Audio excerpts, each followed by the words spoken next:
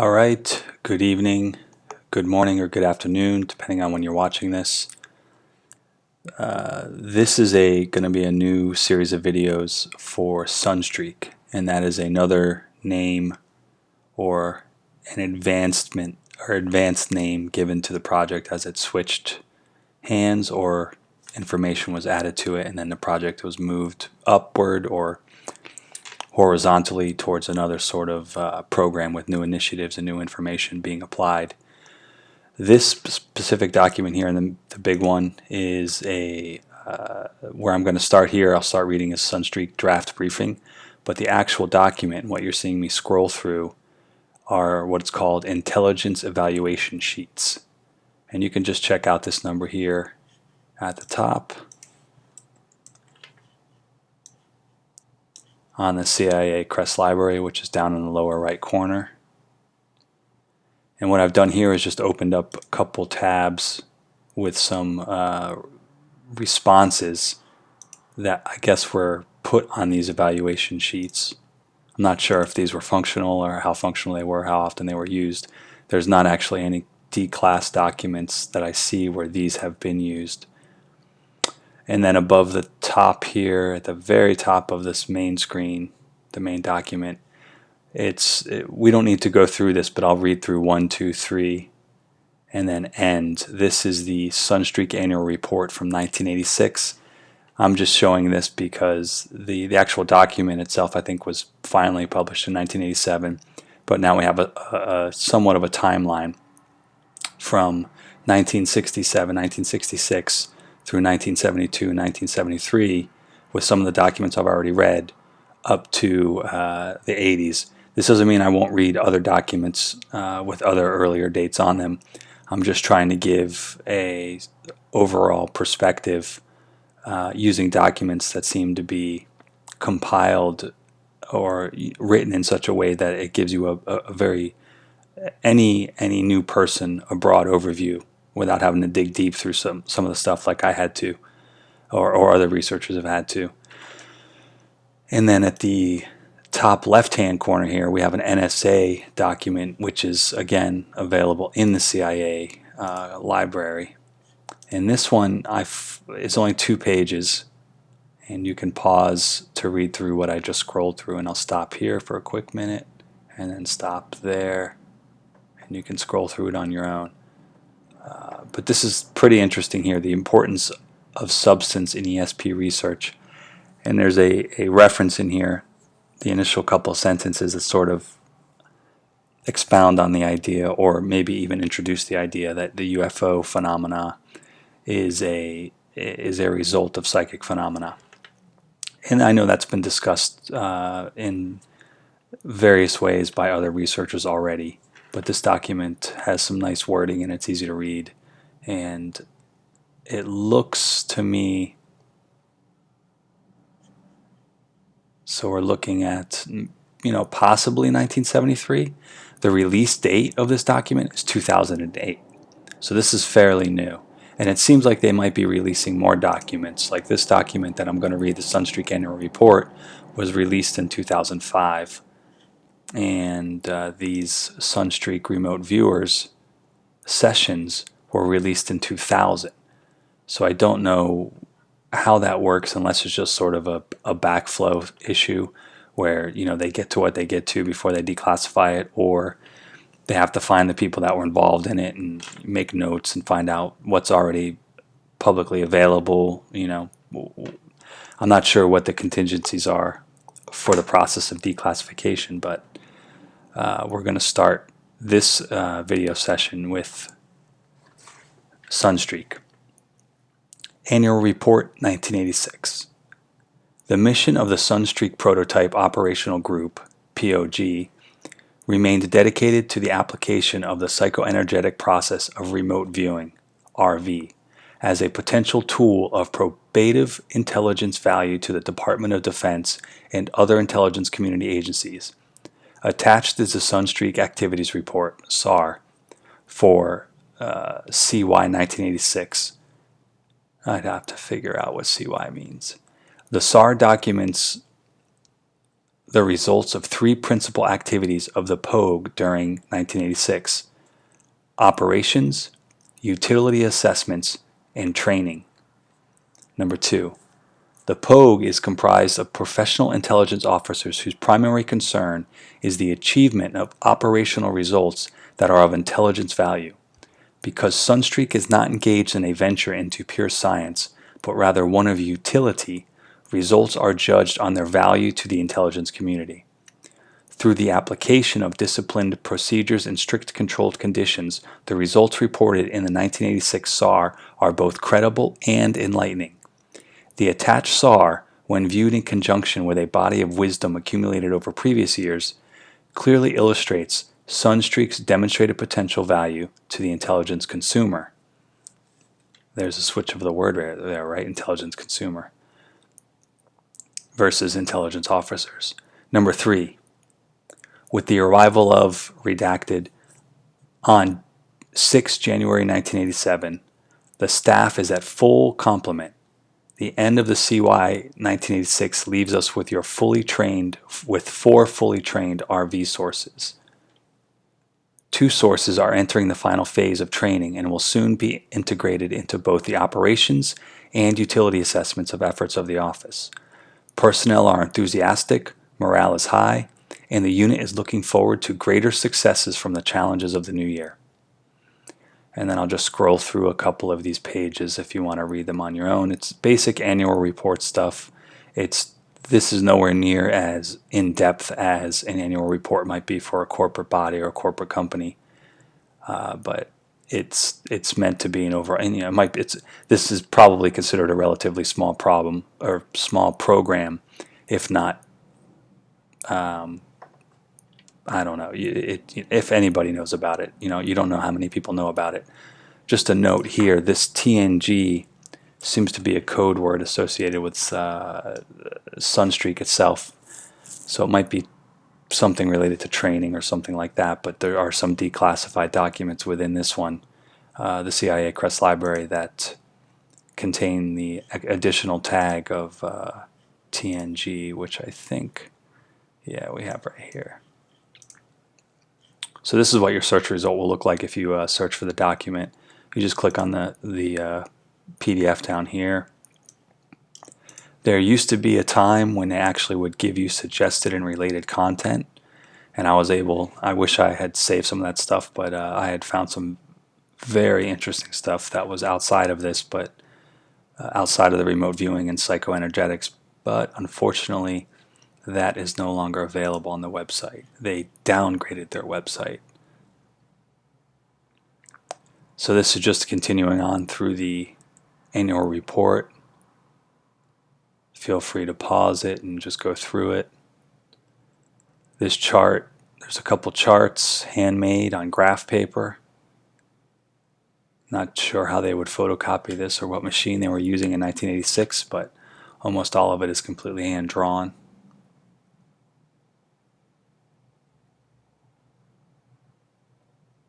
And I'm just going to keep going through.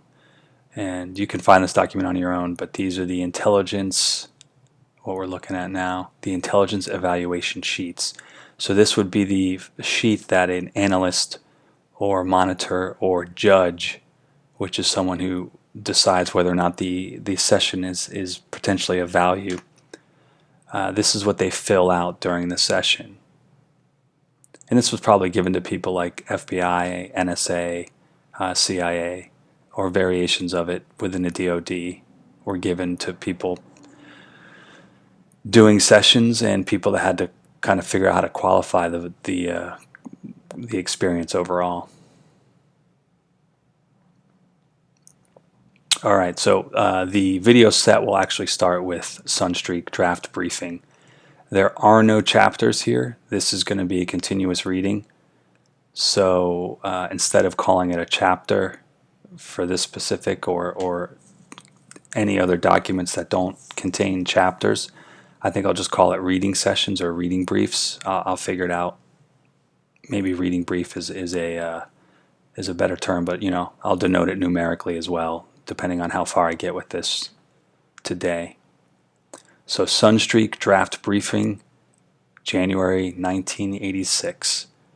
Classified by the Defense Intelligence Agency. And, alright, here we start. VG1 may be a variation here of SG1 possibly, which in pop culture everyone might be familiar with. I don't know, I have to figure some of these out. But let's get reading here. Since the early 1970s, the Department of Defense has been involved in examining potential uses of psychoenergetics. Experiments using remote viewing as an intelligence gathering tool conducted by two laser physicists, Hal Puthoff and Russell Targ at Stanford Research Institute, were successful. Remote viewing is an SRI-coined term, and the definition is shown here. Using several apparently gifted psychic subjects, the most notable of whom were Pat Price and Ingo Swann, SRI scientists conducted several CIA-sponsored remote viewing tests. Now remember, Ingo Swann, I think, was kind of a media celebrity at various points, and Pat Price was a acting commissioner in Burbank, California, who had loaned his services out to anyone related in law enforcement or military or intelligence or things like that. Psychic impressions included much detailed, accurate information, some of which was previously unreported, about a secret NSA facility, the Soviet Research and Development Facility at Simpolensk, Sempolitensk,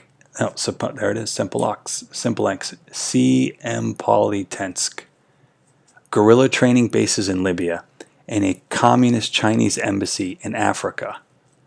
We may have something omitted at the top here. Yeah, SG1, okay. So there's a redaction at the top.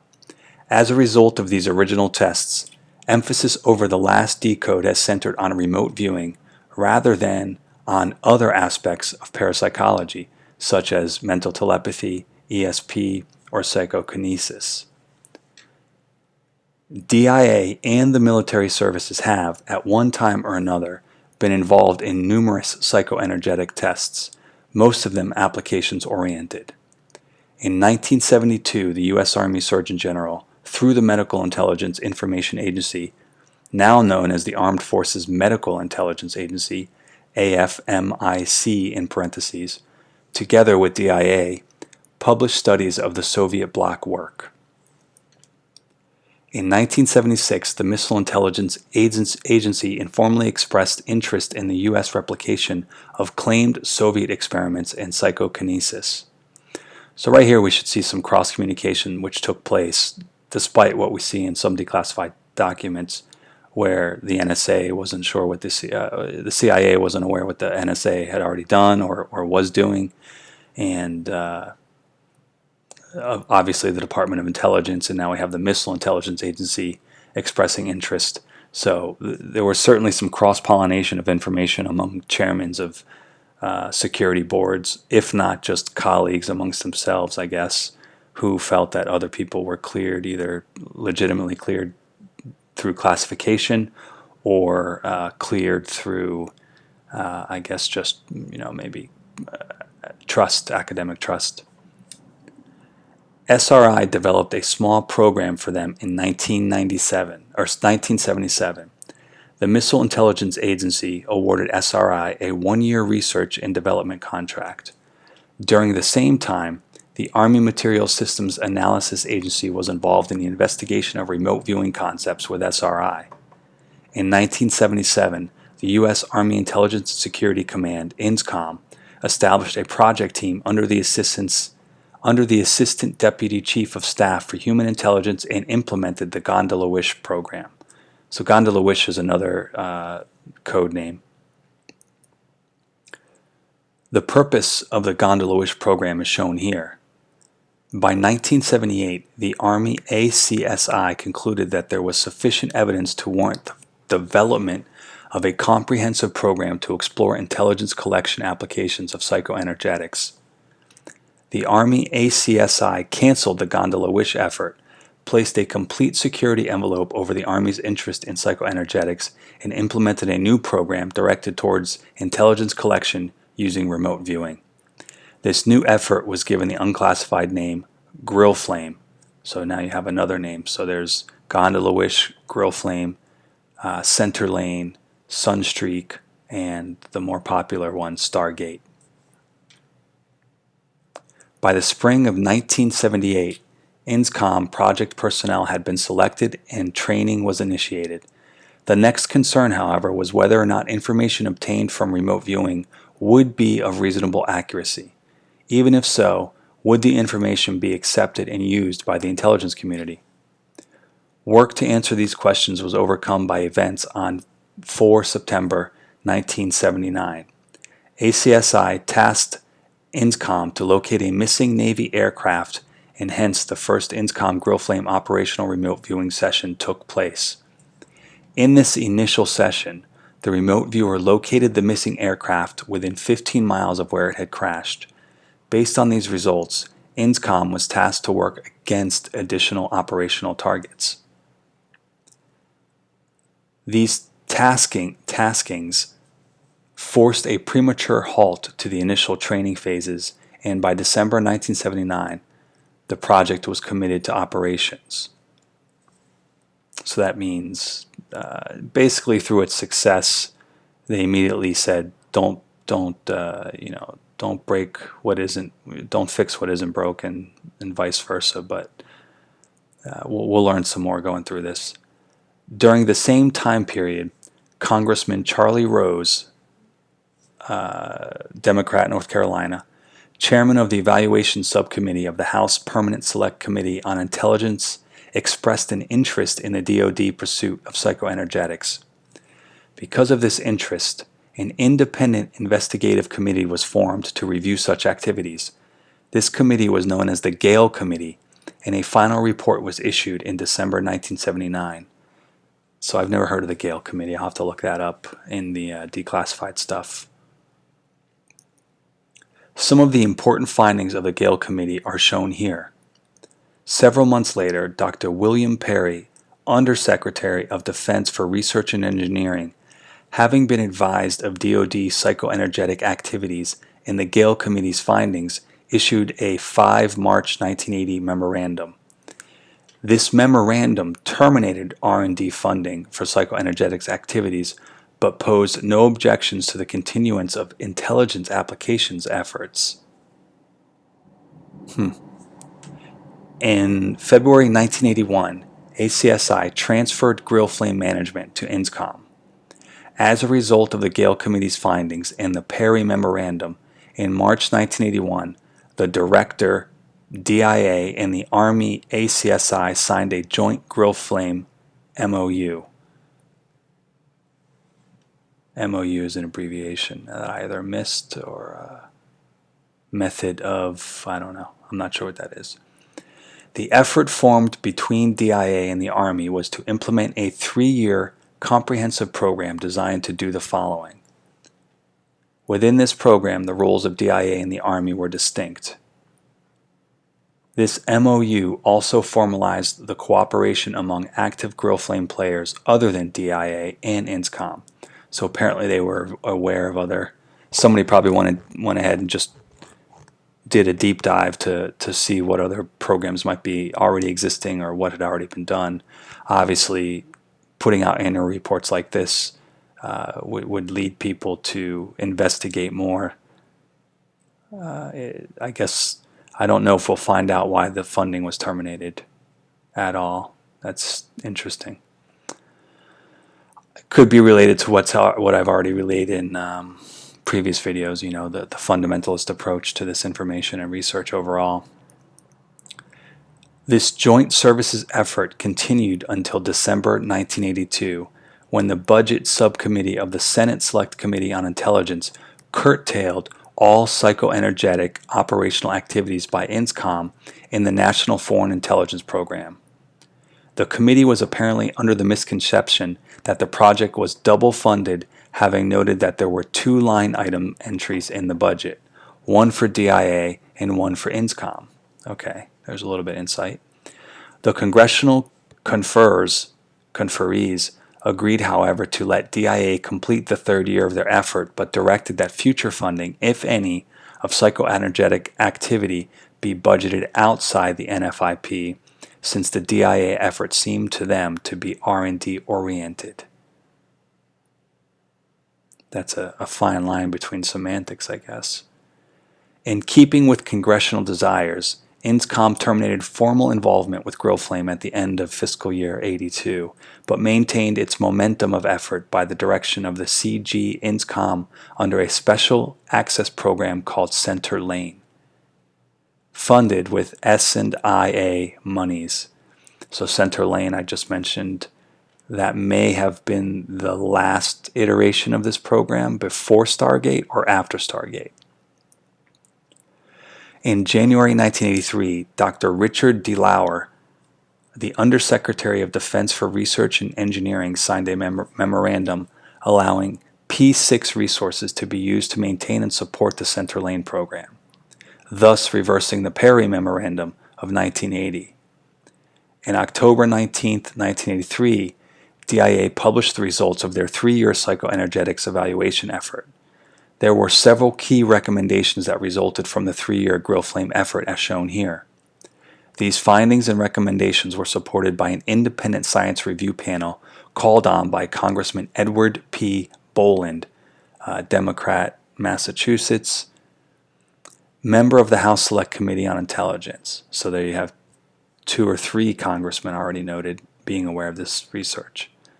The purpose of this independent science review panel was to evaluate the validity of the SRI external assistance effort. In August 1984, the decision was made to make the operational activities of INSCOM remote viewing unit more responsive to strategic national level tasking. In order to do this, it would be necessary to transfer the unit to DIA. On 18 September 1984, a MOA between DIA and INSCOM for Project Center Lane's transfer was completed. By February 1985, the initial steps were underway to transfer Center Lane to DIA as a Department of Defense Special Access Program, and that's usually called a SAP, an SAP. During this same period of time, Congress was being briefed on the DIA plan to form a collection activity based on over 10 years of government-sponsored research and DIA's own 3-year GrowFlame effort. With the understanding that it was DIA's intent to conduct an intelligence collection program and not an R&D effort, the Senate restored NFIP funding for intelligence applications for fiscal year 86 and beyond. As a separate issue, DoD is also conducting a moderate R&D effort through USA MRDC, which has P6 funding from the USDRE. I'm smirking because there's just a lot of initials here that some of us are not going to really know off the bat. The DoD-DIA psychoenergetic collection effort is now called Sunstreak, and the mission of Sunstreak is shown here. Remote viewing is highly controlled and formally established. Unique intelligence collection capability, which has the following characteristics. So part of my issue with reading this too is it's not a punctually, the grammar and the writing's fine, but the way it's written is that there's hard stops with periods, and I have to get into the frame of mind of the writer's voice, the stream of consciousness writing here, and figure out what why the periods are being broken where they are. I feel like I'm going on to another sentence, but it's ending instead without a colon or a semicolon to let me know there's more continuing context to the thought initially introduced in the paragraph. What's interesting is that obviously this should validate for any naysayers or skeptics how serious the government was taking this, or still is taking it. So let's pick up. Remote viewing is a highly controlled and formally established unique intelligence collection capability which has the following characteristics. It is passive. To the extent of our knowledge, collection by remote viewing is totally passive. That is to say, it cannot be detected when used. Only one scientific claim of detection of remote viewing is known. And of course, that's completely redacted out. So that would be, I mean, there's your kill switch. Whatever that is, that would be inverted into a kill switch if it needed to be, right? We don't need to guess on what the technologies are or even speculate that they exist. But if they say themselves in their annual report, only one scientific claim of detection of remote viewing is known, and that's blocked out, either that claim was taken and turned into a theory or an actual working product, or someone on the defense side isn't paying attention, which we know wouldn't be true. That would be ridiculous to think that they didn't take that one claim and then extrapolate an entire base of research on that one claim. Data on these experiments is insufficient to validate this claim. Work to replicate these experiments, however, is ongoing at SRI. Remote viewing is inexpensive. The principal cost of remote viewing collection is the people involved. There is little expensive hardware. There is no known defense.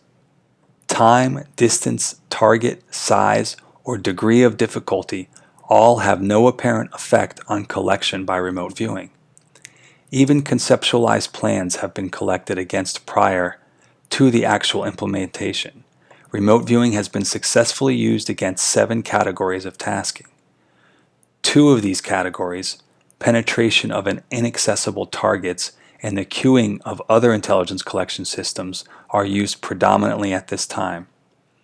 2 others, human source assessments and accurate personality profiles, presently lack a satisfactory database for effective exploitation. So I was thinking of how I could rephrase this for the listener.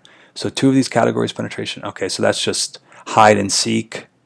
And then 2 others, human sources, assessment, and accurate personality profiles, presently lack a satisfactory database for effective exploitation. I guess that's the potential for one person to go somewhere. It could be, I could be wrong on this, but I know it exists, is one person to go somewhere and then through the relationship of the 2 people, by someone being there and seeing it or being on the ground, the remote viewer can pick up additional information. That might be it. Okay, so an integral part of the mission of Sunstreak involves training professional intelligence personnel to remote view. In 1979, INSCOM integrated the SRI contracted orientation training technology into their in-house program, where it is still in use today for new personnel. Training developed from the practical application of state-of-the-art psychoenergetic technology drawn from academic institutions, scientific laboratories, and research establishments around the world. An eclectic approach was taken, using those methods which had applications potential for operational requirements. In the 1970s, the consensus was that the remote viewing process seemed to be facilitated by physical relaxation and enhanced internal attention, or paying attention to one's own mental imagery and impressions. This conceptualized ideal state became the basis for a type of remote viewing now called extended remote viewing, ERV. So that's true. I mean, this also sort of explains why certain drugs like marijuana, possibly cannabis oil, I have personally released information to other people where any stimulant, anything, I mean, outside of this document here, anything is a stimulant to anybody. Food, coffee, sex, pain, working out. The overall idea that I'm trying to communicate is that whatever you take to get into your special attention zone, whatever you do, the problem with that though is obviously too much of something puts you on the dumb state. Too much of anything puts you in the dumb state or makes you an addict. So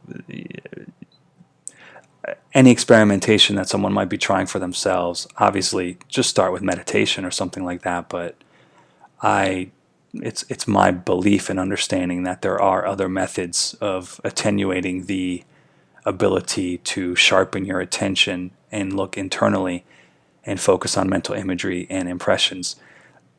It's interesting they use that term specifically because that was something I just taught myself anyways, and I never really, again, I had no familiarity with any of these documents or these programs offhand. So I had no predisposition to either know how to categorize what I was seeing and doing or label it with a pre-existing label from research and scientific studies. So for me, I just considered it my imagination always at work. And it really was kind of like the ability to control your own dreams. And in fact, on many ways, now that I put it together with some of the stuff I've already read,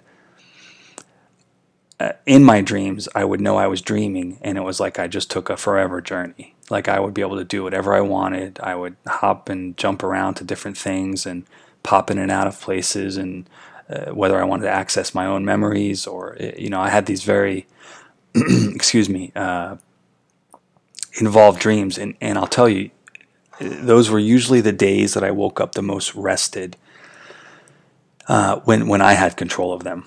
And then there were times where I felt like there was an influence or a presence outside of myself, and those became the worst days of sleep. I just never woke up rested. And on a side note from that, I also practiced a method where if I was just exhausted and maybe I ran 10 miles that day, or just really burned out as much energy as I possibly could, that overworked state, I would literally skip the projection mode or projection into my imagery mode, and just go into it like a deep sleep, and then I would just wake up the next morning. So there's different modalities and there's different mental modalities and there's different physical modalities. And depending on what you're good at or what you can control, whether you're someone who can smoke a little bit of marijuana and not go overboard, and really all that's doing is just relaxing you and getting you to focus on one or two things calmly, or you're someone who can sleep well, go out and work out a little bit, and then come back and relax, maybe sit in a chair or lay in a couch and do it that way. Or I know some people use tanks. They use these big water tanks, or maybe you want to sit in your tub. There's just there literally is, in my opinion, many different ways for the individual to even food indulgence, right? Like I mentioned before, fasting, and then going ahead and just eating something well that you like, and just sitting down and enjoying it. That the entire ritual involved with doing something that you do well can also be a way to activate your ability. So there's the ritual and performance, there's the resting state, there's the meditative state. I mentioned running, where there were times where I would run. Let me just take a drink here 1 minute, excuse me. There were times where I would run, maybe do about 10 miles, and I felt like 5 of those were not recorded in my brain. Yeah, I didn't, and I often would just kind of run with the wind and run where the traffic took me. But there were definitely times where I'd be out for 2.5 hours, 2 hours, and I really only recall warm up in the first 2 or 3 miles. And then next thing I know, I was, having to take the subway back home because I just went too far to walk back. So there are other ways to enter this meditative state. A little bit of a rant, but let me start back on the document here. In mid-1982, a new training program began in coordinated remote viewing, CRV, with SRI. This new process, developed by Ingo Swann, an SRI subcontractor, subdivides the detection and decoding of psychic impressions into discrete, achievable skill levels known as stages 1 through 6. The process usually begins by presenting the remote viewing source with geographic coordinates, hence the name coordinated remote viewing. The next part of the briefing will discuss what actually occurs in response to a tasking requirement for Sunstreak information. Typically, a project begins with a request for information on a target from a requesting agency.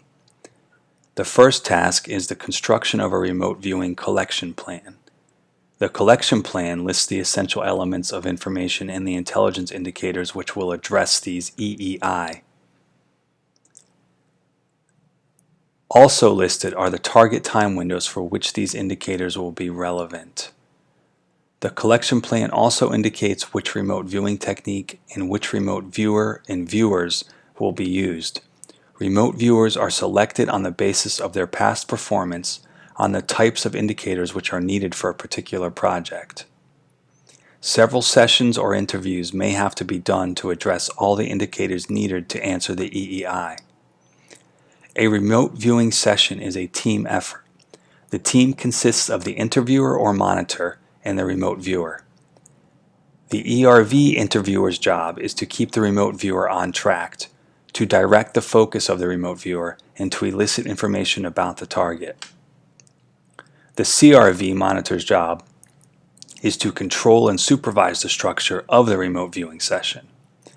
The remote viewer is responsible for reporting impressions, concepts, ideas, sensations, feelings, and notions of the target. The goal of the session is to collect information of intelligence value. To do this, great care is taken to try and encourage the remote viewer to produce only psychic information of intelligence value and not an analytical opinion. When the remote viewing session is completed, it is fully documented and a report is furnished to the requesting agency after the project is completed. The requester provides an evaluation. As with any other intelligence sources, an evaluation is essential. The remote viewer wishes to know if he did well in his efforts. This helps him in future projects, as well as establishing a sense of worth in his efforts to remote view. The final part of the briefing will consist of our current activities. Alright, so let's stop that right there, just for the length. I'm not sure where we're at in terms of time. And we'll come back and I'll do another video on this section here. So let me just jump over here because I think this is now more relevant and pertinent. And this is the NSA document at the top left. Let me just get a little zoom in there. So let's go through this real quick. The importance of substance in ESP research. In my conversation with Dr. Valle, he indicated that his observation of thousands of UFO incidents gave strong evidence that, as people observe increasingly strange phenomena, according to their definition of what is normal or acceptable, they tell the experience to fewer and fewer people. Our conversations also brought out the fact that the mind is shocked by a high degree of strangeness and will begin to add material to incoming data, so you have a mixture of reliable information and spontaneous conjectural material. If the shock caused by the difference between what is considered real and what is not is too severe, the mind may not return to the normal range. For this reason, the mind should be centered on a reality so substantial and yet so far beyond form that no particular form will disturb its equilibrium. Such a reality is the foundation or center upon which all else is built. It has been variously described as energy or wholeness or substance. It has been experienced in all ages by men. Many cultures have continued to strongly recommend the centering of the mind firmly on this depth of reality before ESP experiences are tried or encountered, to ensure one's continued stability, regardless of the strangeness of the phenomena encountered. Indeed, the strangest experiences have been recounted by men in such a firm relationship with apparently few permanent ill effects. It is my recommendation that no ESP experimentation be conducted without preparing and protecting the candidate for an encounter with the unknown by first insisting that he center himself with an allowing, relaxed attitude on the formless, pure substance of reality, wholeness. I mean, they say it like everybody just taps into it, but the reality of the situation for most of us is that there's bills to pay, there's babies crying, there's chickens to feed, whatever. I mean, there's just any number of things, and I'm not saying that we can't have a balanced life doing those things. However, the ability to tune everything out and tune it in at the same time, it's kind of Buddha level for most people, especially working people that work 5, 6, 7 days a week. The collective experience of mankind is that madness is much less a risk under these circumstances. Here, the whole person and balanced development is emphasized instead of the isolated development of a single fragment of the personality, which obviously causes imbalance. An unbalanced talent is soon of little use to anybody, except perhaps his psychiatrist. Chuckle. Haha. What valuable information he does provide is often so laced with questionable material that his reliability is destroyed. The mind has no choice. It must seek balance, and if it must produce much fantasy to accomplish this purpose, it will do so. Such fakery could also be an attempt by the mind to convince the exploiters that is of no longer any use to them, and therefore they should leave it alone. The noted Menninger Foundation researchers Evelyn and Alice Green, as well as Alan Cullen, a clinical psychologist in Berkeley, have strongly warned us. 1. Some mind training courses induce in some persons a form of paranoid neurosis and psychosis, often related to obsession or possession. 2.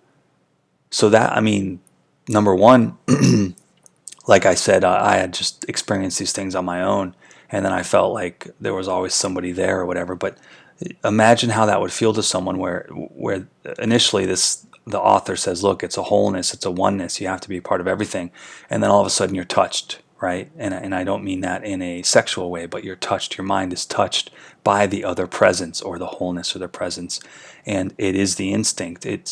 I still do it now when I try to perform anything, and there's just this twinge, there's this sense over your mind, and there's even an audible sound to it in some cases where your body doesn't necessarily want to accept it. Like your body has to be just as willing as your mind is, if that makes sense. There is a defense mechanism, and I don't think it's a matter of imbalance or neurosis or psychosis. It could be what we just call programming, right? Where some of us have grown up so hard-headed. It's going to take a lot to break that wall down, if it can ever be broken down again. But the insight that we're getting from this sort of references the very first reading I did of the declassified document for cryptological aspects of ESP, where they were sort of in the judge and jury position of deciding who was morally fit. And this document may have very well been written by the same author, since it's an NSA document. But I think that's worth noting. I mean, even if the author says it's unbalanced, what we're really looking at when we read this is not someone who's using it. This is someone who's hypothetically offering their best strategic insight into potential issues, or someone who doesn't know how to do it, but has to look at what everyone else has already provided research on, and then just come up with potential variables, whether good or bad. So I guess I would just say I'm lacing it a little bit with insight, with usable and experienced insight, versus, you have to recognize if any of this is true and you believe any of this, the minute you touch another person's consciousness, or you touch a collective or a whole, it's going to have a significant impact on your body or your mind. There's a mechanism something's going to happen, and you have to be willing to not flinch. And that flinch is often the thing that makes you break the connection, or you deliberately, mentioned up here, you deliberately just try to start filling in the gaps to make it work, or worse, you start making crap up because you know what you did was real. You just don't know how to. You can't convince the people that are listening to you. So you have to. You might inadvertently or deliberately create a few lies to patch up your framework to make it seem plausible, and that's obviously a bad thing to do, especially if your job is intelligence gathering, because you're going to hurt people potentially, right? I mean, people are going to get hurt. So let me finish the rest of this, and then I'll close this video off. So number 2, through improper meditation, serious illness, or attempts to astro travel. Keep that word in mind. These people see mystical visions that they can't integrate properly into their view of life. There is a great and building problem today with the huge numbers who are becoming obsessed and possessed. When you treat their mental disturbance in a normal way, they simply aren't helped. I mean, listen to that. There is a great and building problem today with the huge numbers who are becoming obsessed and possessed. When you treat their mental disturbance in a normal way, they simply aren't helped. And there's an asterisk there for 19. Okay, so this wasn't the document's origin date. I don't know if I want to dwell on that. I kind of do, but let me just get through the last paragraph here. The Hitler people were quite interested in tapping these powers. What their efforts released on the world should be a lesson to us that the manner in which, or the point of view from which this Pandora's box is opened, is at least as important to us as the contents of the box. I further advise that improper research may release in one individual too much power. If the powers attributed to Wolf Messing of the Soviet Union are indeed real and they fell into the hands of the wrong persons, the resulting horror could release a malignancy on the world to rival that of the Nazi era. When the door is opened, sometimes things come through which were not planned and we cannot control, especially after they have gained entrance. It is surely important that we seek to open the right door carefully. So actually, let's focus on that paragraph and close it off. Again, we have the Nazis being used as, it's not to belittle anybody but I mean, there have been so many more horrors perpetrated by religious people, fundamentalists, and in the name of their God. And that's not an insult to anybody, but we have to bring balance as the author. And this author actually sounds identical, if I were to guess, to the author of the cryptological aspects of ESP. But this author is literally of that mind, the same one who wrote that document. And if we're supposed to be balanced, I look at it. It's like you're a Marine. The balance for the Marine, at least in my perspective, is there is no fear, there is no anger, there is no predispositions. You're literally doing what you have to do, and you have to stay in the moment at all times in order to improvise and survive. Because any other flinch or flicker in any direction of fear, of thinking some higher power is going to save you right in this moment, that's not how they operate. So this author themselves is sort of teetering on their balance, right? They're teetering on their own seesaw as they go back and forth on the seesaw. Hey, we want to open the door, but we got to open it carefully. But before we open it, I'm going to tell you, we could possibly turn into Nazis again. And it's fair to express, obviously. I mean, there's nothing wrong with the expression of it. It's just what that expression does to other people, or has potentially done to people like congressmen, right? People who are North Carolina, Maryland, excuse me, any of the congressmen in the South. I mean, how many of them have thrown the Bible at this, so to speak, all of this? And what this last paragraph here is the Hitler people. Notice how that's, that phrase, the Hitler people were quite interested in this, into tapping into these powers. That's almost like a colleague referencing another colleague. So this author themselves, and I'm not trying to psychoanalyze it to belittle the author. I just trying to add a perspective here that I guess props the door open a little bit more versus closing it.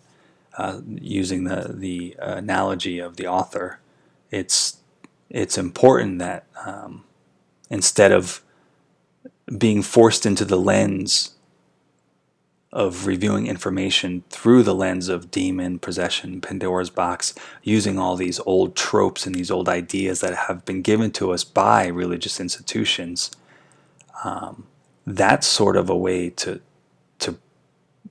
find a new balance, is to just let that all go for a little bit.